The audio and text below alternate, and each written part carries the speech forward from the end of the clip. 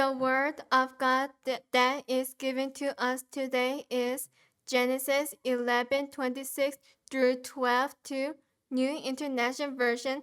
After Terah had lived 70 years, he became the father of Abram, Nahor, and Haran. This is the account of Terah. Terah became the father of Abram, Nahor, and Haran became the father of Lot. While his father Terah was still alive, Haran died in Ur of the Chaldeans in the land of his birth. Abram and Nahor both married. The name of Abram's wife was Sarah, and the name of Nahor's wife was Milcah. She was the daughter of Haran, the father of both Milcah and Iscah. Now Sarah was barren. She had no children. Terah took his son Abram, his grandson Lot, son of Haran, and his daughter-in-law Sarah, the wife of his son Abram, and together they set out from Ur of the Chaldeans to go to Canaan. But when they came to Haran, they settled there. Terah lived 205 years, and he died in Haran. The Lord had said to Abram, "Leave your country, your people, and your father's household, and go to the land I will show you. I will make you into a great nation, and I will bless you. I will make your great name. I will make your name great, and you will be a blessing." It is the word of the living God. Amen.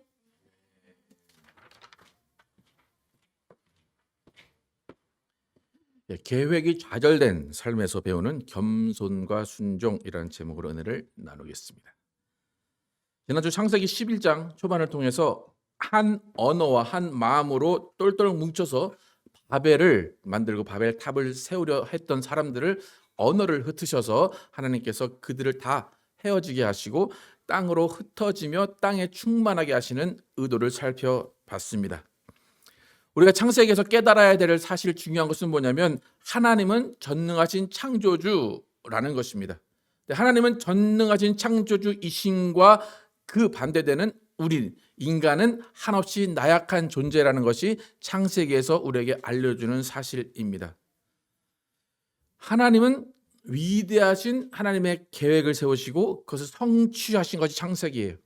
근데 반대로 사람들이 계획한 모든 것들이 실패로 돌아갔다는 것을 알려주는 것이 창세기입니다. 오늘 창세기 11장을 읽고 있는데 이미 인간은 한번 실패했습니다. 전체가 다 멸망했습니다. 두 번째 시작한 인류도 위임건의의 말 한마디에 의해서 가정이 저주를 받고 그의 인생이 갈등 가운데 시작이 됩니다. 하나의 통일된 언어로 시작하려고 했던 인간들이 그들의 포부와 노력에도 불구하고 모든 것이 실패하고 다 흩어졌습니다. 하나님은 인간들에게 수많은 기회를 줬어요. 수많은 세월들을 살게 하셨습니다. 그래서 하나님이 인간들에게 많은 기회를 주시고 모든 것을 베풀어 주셨다면 인간은 그 가운데 성공하고 그 가운데 행복하고 그 가운데 번영했어야 됩니다. 그런데 결과는 그렇지 않았다는 것입니다. 만약에 사람이 모든 것을 계획해서 잘 이루어졌고 그것이 다 성공했다면 그냥 하나님은 그렇게 살게 하셨을 거예요. 그런데 그들의 계획이 모두 악했기 때문에 하나님은 그 모든 것들을 다 수포로 돌아가게 하셨습니다. 결국 무엇인가 하면 인간의 계획, 인간이 세우는 계획은 하나님보다 뛰어날 수 없다는 겁니다. 근데 사람은 내가 생각할 때 하나님보다 뛰어나다고 생각하고 하나님이 하시는 일보다 내가 하는 일이 더 잘 될 거라고 생각을 합니다. 그러나 결과는 그렇지 않다는 것입니다. 여러분 계획을 세울 수 있습니다. 여러분 많은 일들을 미리 준비하고 계획을 세울 수 있습니다. 그러나 여러분의 인생은 그 계획대로 되지 않습니다. 우리의 계획이 완벽해 보여요. 그러나 그 계획이 제대로 똑같이 완벽하게 이루어지는 경우는 거의 없습니다. 왜냐하면 모든 계획은 사람이 세울지라도 그것을 완성하시는 분은 우리 하나님이시기 때문입니다. 잠언 16장 3절과 9절 함께 읽어보겠습니다. 시작. 너의 행사를 여호와께 맡기라. 그리하면 내가 경영하는 것이 이루어지리라. 9절 시작. 사람이 마음으로 자기의 길을 계획할지라도 그의 걸음을 인도하시는 이는 여호와시니라. 우리의 인생의 선배가 이미 깨닫고 이미 알았던 일들을 기록해 놓은 겁니다. 사람이 계획할지라도, 계획은 마음대로 할 수 있어요. 그러나 그것을 인도하시고 이루시는 분은 오직 하나님이시라는 것입니다. 그러니까 우리는 인생을 살면서 우리의 계획이 온전히 이루어지지 않는다라는 것을 분명히 알고 있습니다. 우리가 사는 인생은 우여곡절이 많습니다. 겪고 싶지 않은 일들을 겪게 됩니다.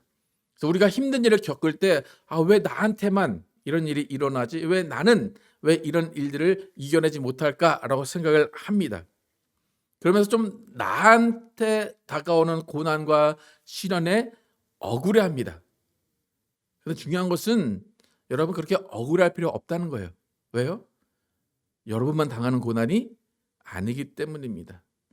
여러분 유튜브나 페이스북 같은 데 보면 다 즐거운 모습만 올립니다. 왜 호텔 가서 먹고 휴양지 가서 노는 모습만 보입니다. 그러나 그 모든 사람의 삶에는 어두운 면이 있고 감추고 싶은 면이 있다는 겁니다. 그러니까 오히려 그렇게 페이스북이나 유튜브 하시는 분들은 그걸 감추고 싶은 마음이 더 있는 거예요. 그러니까 그걸 더 드러내면서 나는 어두운 면이 없어라고 오히려 그것을 알려주고 싶은 겁니다. 여러분 우리의 삶은 기쁠 때도 있고 슬플 때도 있습니다. 건강할 때가 있다면 병이 들 때가 있고 태어날 때가 있다면 죽을 때가 있습니다. 또 때로는 사기를 당하기도 하고 가족과 친구를 잃기도 하고 정말 수많은 일들이 우리 인생 가운데 펼쳐집니다. 근데 중요한 것은 이런 우리 인생에 펼쳐지는 모든 일들은 우리의 계획과 다르게 이루어지고 우리의 기대와 전혀 다른 방향으로 흘러간다는 겁니다. 여러분 젊고 패기가 넘칠 때는 세상이 다 내 것 같아 보여요. 그죠? 다 할 수 있을 것 같아요. 그래서 어른들이 하시는 말씀이 뭐예요? 젊은이한테 너도 늙어보면 안다라는 거죠. 예. 저도 이제 올해가 50이 됐는데 이제 앞에 숫자가 이제 4자로 돌아가지 못하는 때가 됐습니다. 예. 그러니까 이제 조금씩 그 말이 느껴지죠. 예. 눈이 안 보기 시작하고 옛날엔 졸리진 않는데 왜 이렇게 졸린지 모르겠고 예. 저는 이런 계획을 세운 적이 없어요. 그런데 몸이 이렇게 늙어져 갑니다. 그러니까 우리가 이렇게 세월이 지나고 내 계획대로 모든 것이 이루어지지 않고 나는 계속 젊을 것 같지만 늙어지는 것은 무엇인가 하면 하나님이 그 안에서 인생을 그렇게 설계해 놓으셨기 때문입니다. 그래서 우리는 인생을 살면 살수록 더욱더 우리 안에는 한계를 느끼게 됩니다. 더욱더 지치게 되고 더욱더 힘들게 됩니다. 여러분이 살면서 내가 나이가 들고 내 인생이 힘들어지고 계획하는 대로 되지 않는다라고 할 때 여러분이 취해야 되는, 여러분이 가져야 되는 감정은 무엇인가 하면 겸손입니다. 뭐가 안 되니까 화를 내는 게 아니라 뭐가 안 되니까 겸손해져야 돼요. 인간이 이렇게 나약하구나. 인간은 이거밖에 안 되는구나. 내가 다 할 수 있었을 것 같은데 안 되는구나라고 겸손해져야 됩니다. 옛날 속담에 벼는 익을수록 고개를 숙인다 그래요. 그러니까 사람은 자연 앞에서 고개를 숙여야 됩니다. 여러분 자연을 이길 수 있다고 생각하십니까? 자연을 이길 수 없습니다. 물속에 들어가면 그냥 물속에 잠길 뿐입니다. 그러니까 우리는 자연 앞에서 겸손해져야 되고 세월 앞에서 겸손해져야 되고 하나님 앞에서 겸손해져야 되는 거예요. 그것이 바로 인생입니다. 그래서 하나님이 인생에게 원하신 것은 뭐냐면 너는 실패를 경험하고 좌절을 경험하면서 겸손해져라 라는 것이 하나님의 인생을 우리에게 주신 계획입니다. 여러분 우리가 인생에서 가장 겸손할 때가 언제일 것 같아요? 제가 이렇게 말하는 걸 유추해 보면 우리가 가장 인생에서 겸손할 때는 죽음 바로 앞에 있을 때입니다. 여러분 죽음을 이길 수 있습니까? 이길 수 없어요. 아무리 떵떵거리고 살던 사람도 죽음 앞에서는 겸손해질 수밖에 없어요. 죽음에 순응할 수밖에 없습니다. 하나님이 원하시는 우리의 인생의 목표, 우리의 인생의 목적은 무엇인가 하면 창조주 하나님이 우리 인생을 설계하신 그대로 살아내는 것, 그것을 하나님은 우리 인생의 목적이고 목표로 삼기를 원하십니다. 만약 여러분의 인생을 여러분이 애초에 계획을 하고 태어났다면 참 쉬운 인생일 거예요. 내 계획대로 할 수 있으면 참 쉬운 인생일 거예요. 그런데 우리는 그렇지 않다는 거예요. 여러분 인생을 계획하신 적이 없이 태어나셨습니다. 그리고 여러분은 여러분의 계획이 아닌 대로 그 하나님의 나라로 돌아가실 겁니다. 그렇기 때문에 우리가 계획 없이 태어난 인생이기 때문에 하나님을 만나야 되는 이유가 있는 거예요. 우리가 계획 없이 태어났기 때문에 하나님을 만나서 하나님이 우리 인생 가운데 어떤 계획을 품으셨는가를 발견해야 되는 겁니다.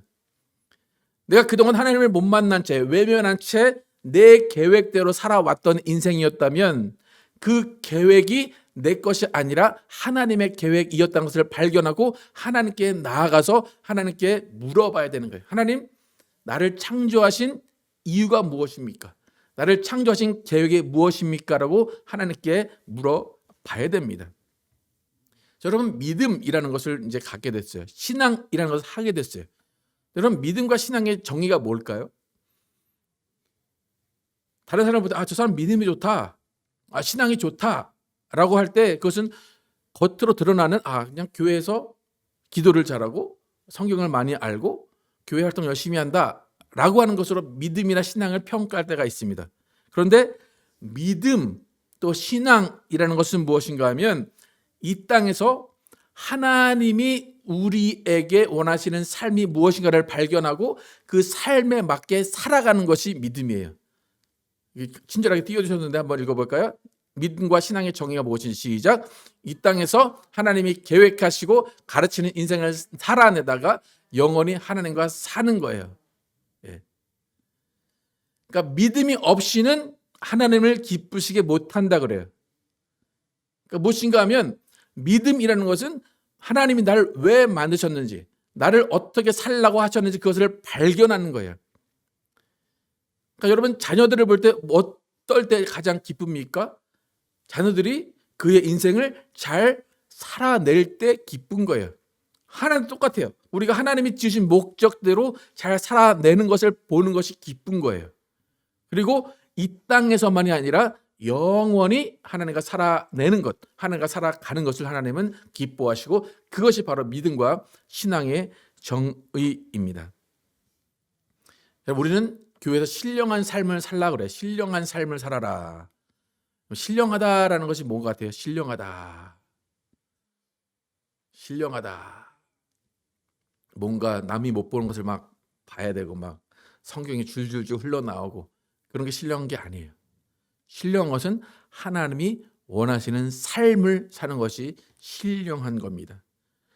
그래서 하나님이 계획하신 삶이 무엇인가를 발견하고 그 계획하신 삶을 살아내려고 하는 그 한 걸음 한 걸음이 신령한 믿음의 삶입니다. 오늘 바로 11장에서 하나님이 계획하시고 이끄시는 영적인 삶이 무엇인가를 우리에게 알려주고 있습니다. 오늘 우리가 11장에서 발견해야 될 사실은 뭐냐면 노아 홍수 이후에 인류가 어떻게 하나님의 인도하심을 받고 하나님의 뜻대로 살아갈 수 있게 하셨는가를 발견을 해야 됩니다. 여러분 인간을 하나님이 지어 놓으셨어요. 1차 인류는 다 망했잖아요. 다 죽었잖아요. 근데 1차 인류가 다 그렇게 죽은 이유는 무엇인가 하면 하나님이 그냥 내 마음대로 살아라 라고 놔두셨기 때문이에요. 방임하셨다고 얘기하는데 하나님이 인간을 지어놓고 하나님의 뜻대로 야 너 이렇게 살아 라고 스파르타식으로 살게 하신 것이 아니라 너 한번 살아봐 라고 다 놔두신 거, 방목하신 거예요. 근데 방목하신 결과가 어떻게 됐다고요? 모두 다 죽었습니다. 모두 수장됐어요. 그래서 노아로부터 다시 2차 인류가 시작이 됩니다. 근데 2차 인류가 시작이 돼도 하나님은 모두 방목을 하길 원하세요. 그래서 방임하시고 다 니네 마음대로 살아 라고 하셨어요. 하나님이 모든 사람들을 다 방임하시고 방목하셨다는 증거는 뭐냐면 많은 다른 사람들이 그들 지역에 있는 신을 섬겼다는 거예요. 하나님이 방임하지 않으시고 하나님이 그들에게 하나님의 뜻을 주입하기 원하셨다면 모두 하나님만 믿게 하시면 돼요. 그죠? 여러분, 하나님은 전능자이십니다. 그런데 이 세상에는 불교도 있고 유교도 있고 여러 가지 종교가 있어요. 하나님이 신이신데 왜 그렇게 하실까요? 다 놔두시는 거예요. 너희 잘 살아봐. 그러니까 사람들은 자기 마음대로 자기가 믿고 싶은 신을 섬기는 겁니다. 그러니까 일본 같은 나라는 신이 몇만 개예요. 하나님은 놔두시는 거예요. 그런데 1차 인류, 노아 홍수에 죽은 모든 인류는 그렇게 다 놔두시고 하나님을 안 믿으니까 다 수장을 시키신 거예요. 근데 2차 인류에서는 하나님이 조금 다른 방법을 쓰십니다. 어떤 방법을 쓰시냐면 다 방임하세요. 야, 너 믿고 싶은 신 섬기고 네 마음대로 살아. 그런데 하나님은 이제는 너희를 다 방임하는 게 아니라 내가 한 사람, 한 민족을 선택해서 나를 믿는 것, 하나님을 믿는 것이 어떤 건지 샘플로 보여줄게. 하나님을 믿으면 어떻게 되고 하나님을 믿으면 어떤 것이 좋고 하나님을 믿으면 어떻게 살아가는지를 내가 보여줄게 라고 한 민족을 선택하시기로 결단하십니다. 그래서 하나님은 수많은 사람들 중에 한 사람을 선택하시고 그 한 사람으로 민족을 이루게 하시고 그 민족에게 하나님이 그 민족의 하나님이 되고 그 민족은 하나님의 백성이 되도록 하시는 방법을 통해서 샘플을 만드시는 거예요. 모두 다른 신을 믿어도 상관없어요. 그런데 한 샘플만은 하나님만을 믿게 하시고 그래서 하나님을 믿는 그 샘플을 보고 다른 민족이 나도 하나님을 믿어야 되겠구나. 나도 하나님을 찾아봐야 되겠구나 라고 생각하도록 하시는 거예요. 그러니까 1차 인류와는 조금 다른 방법을 통해서 하나님께서 인간의 계획을 세우십니다. 그래서 창세기 11장이 바로 그 하나님의 샘플을 만드시는 첫 번째 단계를 알려주고 있습니다. 여러분, 2차 인류는 노아에 의해서 시작이 됩니다. 노아의 아들 셋 이름이 뭔가요?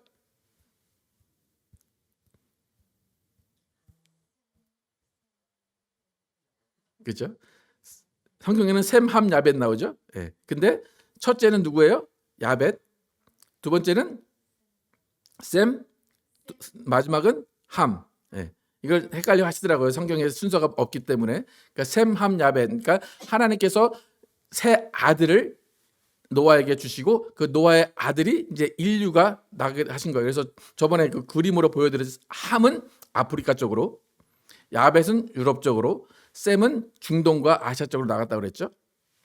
그런데 하나님께서 샘플로 만드시기로 한, 샘플로 보여주기로 한 자손은 어느 자손에 나오는가 하면 셈의 자손에서 하나님이 한 사람을 선택을 했습니다. 셈의 자손을 선택하셔서 내가 이 셈 자손 그 한 명으로 인해서 한 민족을 만들어서 하나님을 믿는 것이 어떤 건지, 하나님을 믿는 삶이 어떤 건지를 보여주겠다라고 작정을 하십니다. 그래서 하나님께서 셈의 자손을 왜 선택을 하셨는지 한번 창세기 9장 26절 27절 우리가 읽었던 것인데 다시 한번 읽어보겠습니다. 시작. 또 이르되 셈의 하나님 여호와를 찬송하리로다. 가나안은 셈의 종이 되고 하나님이 야벳을 창대하게 하사 셈의 장막에 거하게 하시고 가나안은 그의 종이 되게 하시기를 원하노라 하였더라. 이것은 뭐냐면 노아가 함, 그 가나안을 저주할 때 했던 얘기예요. 잘 보시면 노아가 함, 가나안을 저주하면서 두 아들, 다른 두 아들에 대해서도 이야기를 합니다. 그런데 26절에 보면 누구의 하나님을 찬송한다고 말합니까? 셈의 하나님. 셈의 하나님을 찬송하리로다. 그리고 가나안은 셈의 종이 될 거다. 그리고 남아있는 야벳. 야벳을 창대하게 하신대요. 야벳을 창대하게 하시는데 누구의 집에 새들어 살게 하신대요? 셈의 집에 새들어 살게 한대요. 그러니까 셈, 함, 야벳 중에 누가 가장 잘 되는 겁니까? 셈이죠. 그죠? 야벳을 창대하게 했어요. 야벳을 창대하게 했는데 그 창대하게 돼도 누구 집에 새들어 산대요? 셈의 집에. 그러니까 셈의 집에 셈의 집에 야벳이 새들어 살고 가나안은 셈의 종이 된다. 그러니까 뭐 서열로 치자면 셈이 제일 높고 그 다음에 야벳이고 그 다음에 가나안이 되는 거예요. 그러니까 이것을 노아가 선포한 거예요. 하나님이 정하신 게 아니라 노아가 선포했기 때문에 하나님이 선택하신 민족은 노아가 셈을 축복했기 때문에 셈의 민족에서 하나를 선택해야 되겠다라고 하나님께서 작정을 하십니다. 그래서 하나님이 한 민족을 선택할 때 셈의 자손 중에 하나를 선택해요. 그래서 오늘 읽은 11장에 보면 이미 10장에 노아의 아들들과 자손들에 대한 족보가 쭉 이미 나왔어요. 그런데 11장에 다시 셈의 족보가 나옵니다. 그것은 무엇인가 하면 셈으로 다시 한번 하나님이 민족을 일으키신다는 것을 보여주기 위해서 셈의 자손이 족보가 나옵니다. 셈의 자손의 족보 중에 쭉 나오다가 오늘 성경에 읽은 데라라는 사람이 등장합니다. 여러분, 데라라는 사람은 우리가 잘 아는 아브람의 아버지예요. 데라라는 사람은 아버지예요. 노아의 아브람의 아버지예요. 근데 데라의 족보가 길게 나옵니다. 데라의 족보가 길게 나오는데 데라의 가정사가 성경에 지금 쓰여 있는 것입니다. 그림 보시면 데라라는 사람이 여러분 보시죠. 우르라고 되어 있죠. 여러분 보시기 왼쪽 성 같은데 우르에 살다가 가나안으로 가려고 그래요. 근데 가나안으로 가는 길에 하란이라는 곳에 도착을 합니다. 하란이라는 곳에 도착을 해서 원래 가나안으로 데라라는 사람이 가려고 했는데 거기서 하란에서 멈춥니다. 그래서 가나안으로 가지 못하고 하란에 멈추고 그 데라라는 사람은 하란에서 죽습니다. 좀 아까 읽은 성경 내용이 그거예요. 그래서 데라라는 사람이 우르에 살 때 어떤 일들이 있었는가 성경에 오늘 읽으신 거예요. 기억나십니까? 성경 아까 읽었는데 영어로 읽어서 잘 모르신가요? 성경에 어떤 내용이냐면 데라라는 사람이 우르에 살았다. 근데 데라라는 사람은 세 아들이 있었다. 아브람과 나홀과 하란이란 세 아들이 있었다. 그런데 그 세 아들 중에 데라는 하란이라는 아들을 자기보다 먼저 하늘나라로 보냈다. 그래서 그 하란은 세 자녀가 있었는데 그 세 자녀를 데라가 키우고 있었던 거예요. 그래서 그 데라가 키우고 있던 그 모든 가족을 데리고 이제 가나안으로 떠나봐야겠다라고 생각을 합니다. 그래서 가나안으로 떠나가다가 한 지역을 만나서 거주를 했어요. 근데 잘 보시면 제가 아까 세 아들이 있다고 데라의 세 아들이 있다고 그랬잖아요. 나홀과 아브람과 하란이 세 아들이에요. 그런데 지나가다가 한 지역에 머물렀어요. 근데 그 지역의 이름이 하란이었어요. 제가 뭘 말씀드리려고 하신지 아십니까? 데라가 잃은 아들의 이름이 뭐라고요? 하란. 그런데 지나가다가 정착한 데가 이름이 뭐예요? 하란이에요. 거기를 왜 떠나는지 잘 모르지만 우연인지 모르지만 자기가 잃은 아들의 이름이 하란인데 그 지역의 이름도 하란이었어요.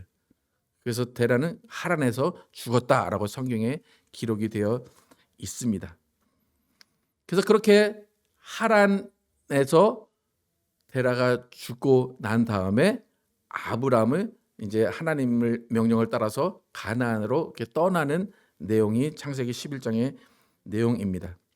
그런데 중요한 것은 뭐냐면 하나님께서 아브람이란 한 자손을 선택하셨어요. 아브람을 통해서 이스라엘을 민족을 키우려고 하셨어요. 그래서 하나님이 아브람에게 명령을 하십니다. 창세기 12장 1절과 2절 아까 읽었었는데 다시 한번 읽어보겠습니다. 시작.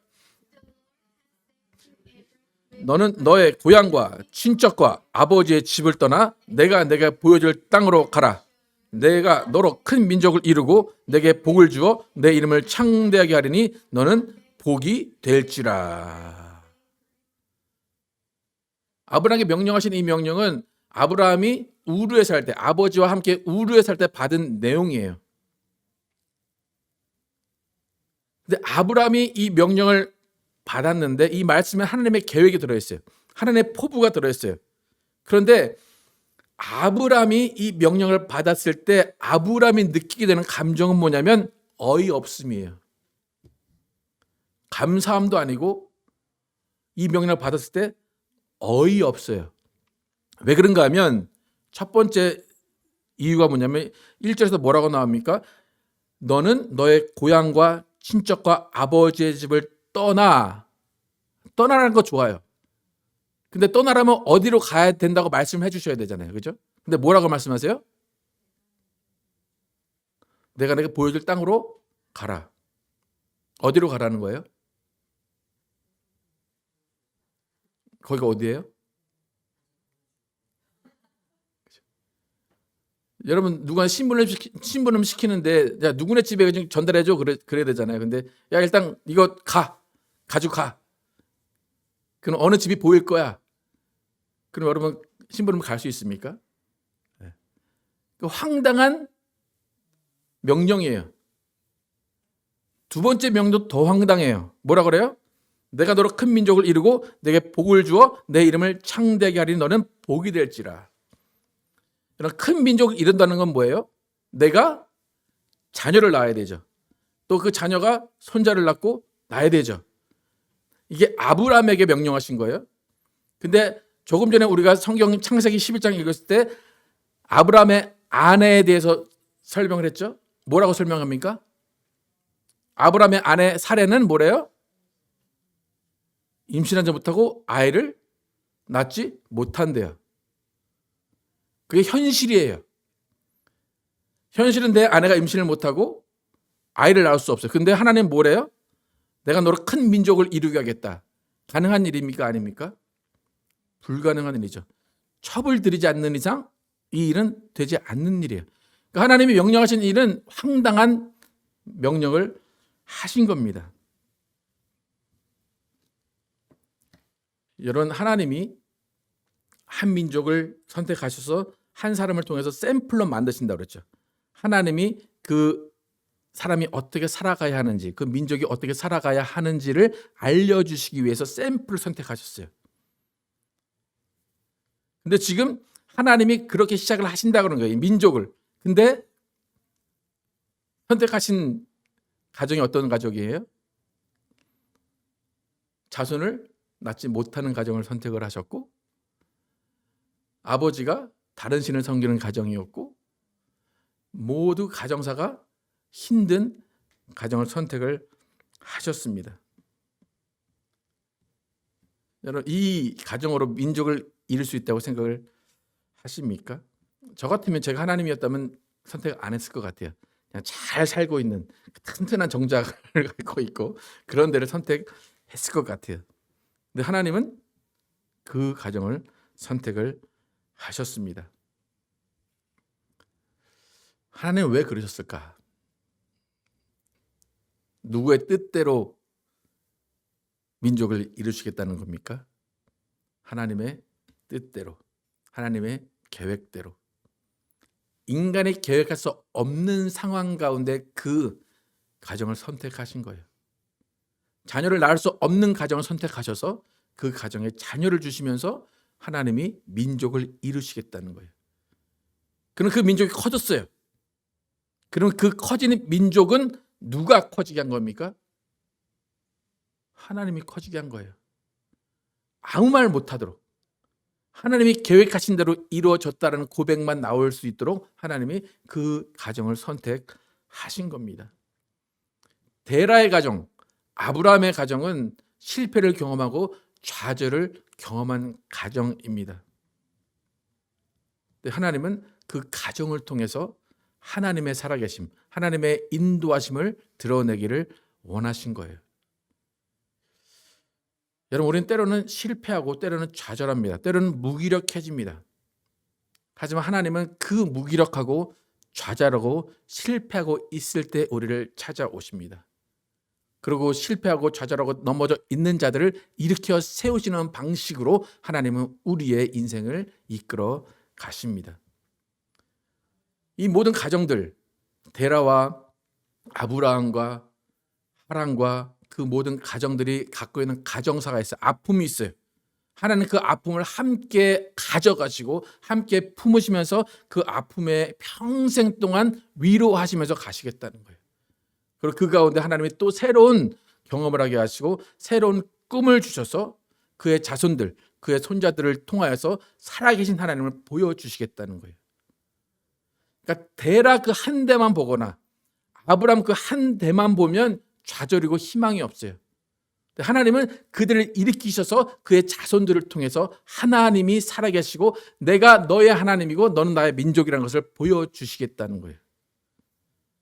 더 중요한 것은 하나님은 그 민족을 통해서 영원한 인생을 살게 하겠다는 것을 보여주십니다. 그래서 결국 그 셈의 자손 또 아브라함의 민족을 통해서 예수 그리스도가 이 땅에 태어나십니다. 여러분, 우리의 인생은 하나님을 만나는 기회입니다.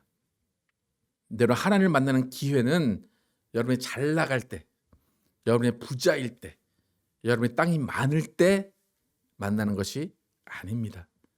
여러분이 고난에 있을 때, 슬퍼하고 있을 때, 좌절하고 있을 때 하나님이 그곳에 함께, 낮은 곳에 함께 오셔서 여러분을 만나 주십니다. 그 이유는 무엇인가 하면 하나님은 우리가 가장 겸손할 때, 가장 순종할 자리에 있을 때 우리에게 오셔서 우리를 만나주시고 우리에게 순종과 겸손을 원하시기 때문입니다. 여러분, 이 땅에 예수님이 이 땅에 오셔서 아버지의 뜻을 이루고 죽으셨습니다. 아버지 뜻을 위해 순종하셨습니다. 아버지의 뜻이 하나님 아버지 뜻이 그 아들의 뜻이었습니다. 그래서 우리 모두는 하나님이 우리에게 어떤 고난과 또 실패와 어떤 어려운 일들을 겪게 하실 때 그 순간에 하나님이 원하시는 것이 무엇인가 생각하게 하면서 나의 계획이 아닌 하나님의 계획이 무엇인가를 항상 물어보시고 그 안에서 하나님과 대화하며 하나님과 동행하며 하나님이 주실 미래의 복을 받아 누리시는 여러분과 제가 되기를 예수의 이름으로 축복합니다.